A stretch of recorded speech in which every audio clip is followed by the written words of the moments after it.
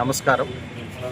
Rajamahendravaram Allu Ramalingaiah homeo medical కాలేజ్లో గాయత్రి అని ఒక పాప ఏదైతే పీజీ చదువుతూ ఉన్నారో, డిపార్ట్మెంట్ ఒక ఒత్తిడి వలన వారి డిపార్ట్మెంట్ల మధ్యన కొన్ని సమన్వయ లోపాలు ఏదైతే ఉన్నాయో, వారి యొక్క వ్యక్తిగత కక్షలు విద్యార్థులపైన ఒత్తిడి తెచ్చే విధంగా ప్రవర్తనా విధానం ఉండడం వల్ల మానసిక ఒత్తిడితో గత 3 రోజులుగా ఆ అమ్మ ఏ విధమైన ఆహారం తీసుకోకుండా స్పృహ కోల్పోయే పరిస్థితి రావడం, తల్లిదండ్రులు శ్రీకాకుళం నుంచి రావడం, తోటి విద్యార్థులందరూ కూడా ఇది వాస్తవం.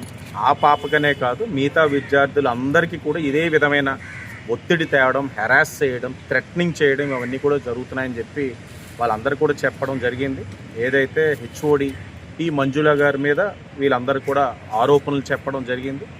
వెంటనే ప్రిన్సిపల్ గారు లీవ్లో ఉన్నారు, ఆయన కూడా ఇక్కడికి రమ్మని చెప్పడం, మండే ఛార్జ్ తీసుకోమని చెప్పడం కూడా జరిగింది.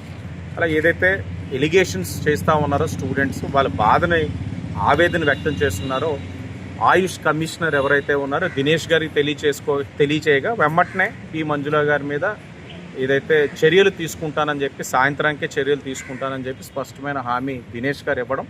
అలాగే మండే కూడా పిల్లలు వాళ్ళ తాలూకు ఏదైతే ఉన్నదో ఆవేదన, వారి సమస్యలు 1-to-1 కూడా చెప్పాలనుకుంటున్నామంటే మండే సార్ కూడా అవైలబుల్ ఉంటాను విజయవాడ, నేను కూడా వస్తాను. బట్ మీన్ వైల్ వాళ్ళు కూడా రమ్మనండి, నేను 1-to-1 మాట్లాడి ఇంకా ఫర్దర్గా ఏ విధమైన సమస్యలు వాళ్ళకి లేకుండా ఒత్తిడి లేని విద్యని అందించేందుకు ఏ విధంగా చేయాలన్న దాని మీద ఆయన కూడా డిస్కస్ చేస్తా అన్నారు. మండే స్టూడెంట్స్ కూడా వెళ్తూ ఉన్నారు. మీన్ వైల్ ఏంటంటే ఆవిడ పి మంజుల గారు హెచ్ఓడి, ఆవిడ పైన చర్యలు తీసుకుని డిపార్ట్మెంటల్ ఎంక్వైరీ కూడా వేసి, ఎందుకంటే పిల్లల్ని థ్రెటన్ చేసి క్యారెక్టర్ అసాసిన్ చేసే పరిస్థితులు విద్యా సంస్థలు ఉండకూడదు.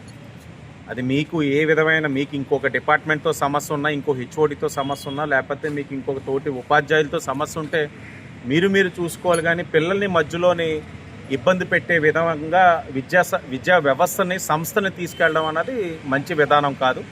కూటమి ప్రభుత్వం అలాంటిది ఉపేక్షించదు.